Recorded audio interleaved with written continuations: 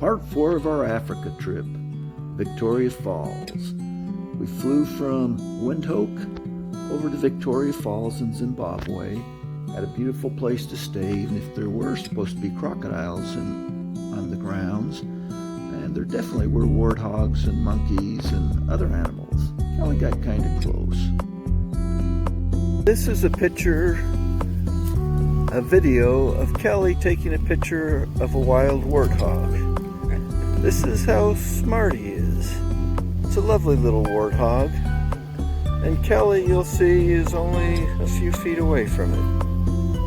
The warthog didn't scare him, but this little monkey sure did when it charged. But unfortunately, I don't have a video of that. But it was a beautiful evening, at a beautiful place, beautiful grounds, and the animals would come in the evening and just all over.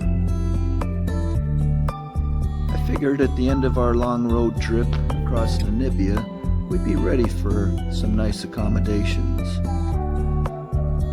Definitely wasn't like camping in the truck. Unfortunately, we had to trade this bed in for 2 separate beds, and with nice accommodations come expensive meals. This burger was $20.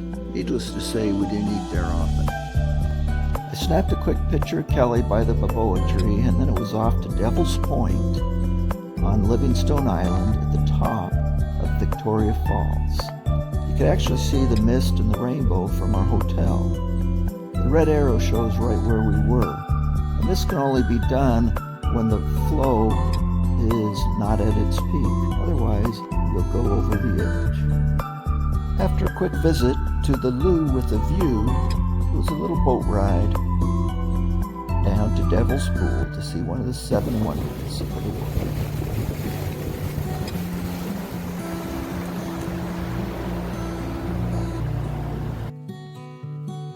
Once you get there and you look over the edge, you understand. This is a view from the opposite side of the falls. Devil's Pool is actually in Zambia, so we had to cross over from Zimbabwe into Zambia to take this spectacular little excursion. If you wonder how we got to the edge of the falls, once you're to Livingstone Island, you can hike down these rocks pretty much to the edge and then swim across right to the very edge of Victoria Falls. It's a little unnerving, and yes, people have gone over the edge and died.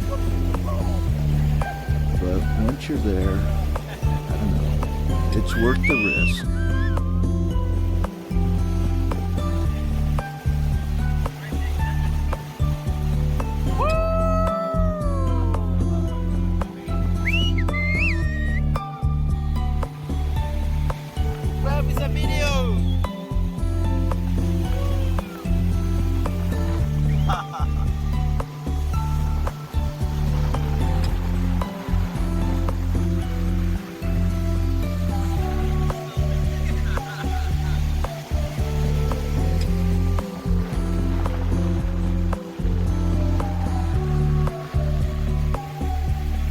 This is Kelly crawling out to the edge. Fortunately, the guy holds the legs.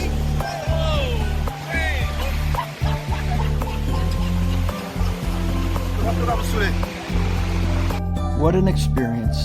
We took plenty of pictures at Devil's Pool, hanging out over the Victoria Falls.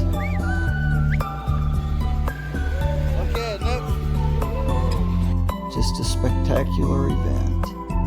After we were done hanging out on the falls, we went back to Livingstone Island, and we took a few pictures of the rainbows, the falls. If you look closely, you can see the people on the Zimbabwe side across the falls. Kelly gives a thumbs up, and it deserved a little more than just a thumbs up. But what an exciting activity. The next day we would visit Victoria Falls, but from the Zimbabwe side. spectacular views. They have multiple viewpoints.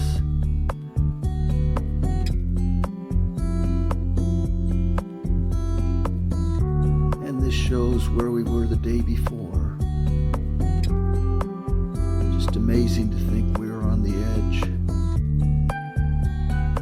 It's just difficult to actually get a picture that can capture the falls.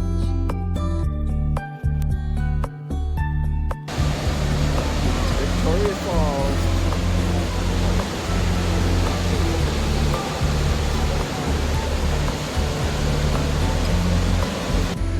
The flow of water at Victoria Falls is at its lowest point this time of year. Later in the year, water will be flowing across this entire area. Hard to imagine what the first explorers thought when they saw this site. The rainforest is actually created by the mist from the falls. Hiking to Victoria Falls. This is what they call the rainforest. Beautiful trees and vegetation.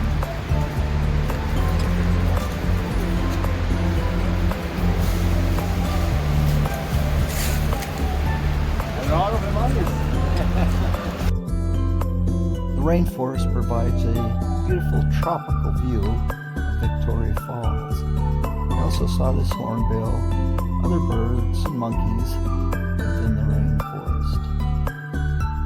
Once you get outside the rainforest, you'll see that the falls are much drier, as most of the area is desert-like.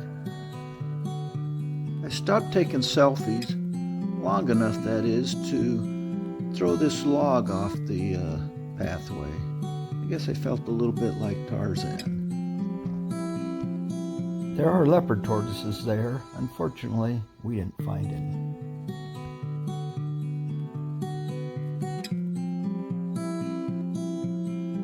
Kelly sits at the edge of the canyon, looking down the river, not realizing that in just another day we'd be whitewater rafting down that. We didn't realize at the time that we'd be hiking down that canyon, then hiking back up. We had now seen Victoria Falls from both Zambia at Devil's Pool and from Zimbabwe. Checked out a couple of the viewpoints again, and then I decided to hike back into town to Victoria Falls to eat. And of course, Kelly decided to go the opposite direction, across the bridge over to Zambia. He'll have to tell you that portion of the story. But we decided to meet up at Kentucky Fried Chicken. So I started out on my hike, passing warthogs and baboons. But the scariest thing that I came across actually was the kids selling souvenirs. Because they'd gang up on you trying to sell you everything under the sun and wouldn't take no for an answer. I finally agreed to buy some of their money.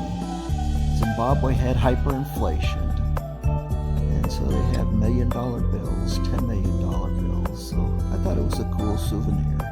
But I made it to Kentucky Fried Chicken. Eventually Kelly came, but he didn't want Kentucky Fried Chicken, so he decided to go next door, where he paid 3 times as much for his meal, but he said it was tasty.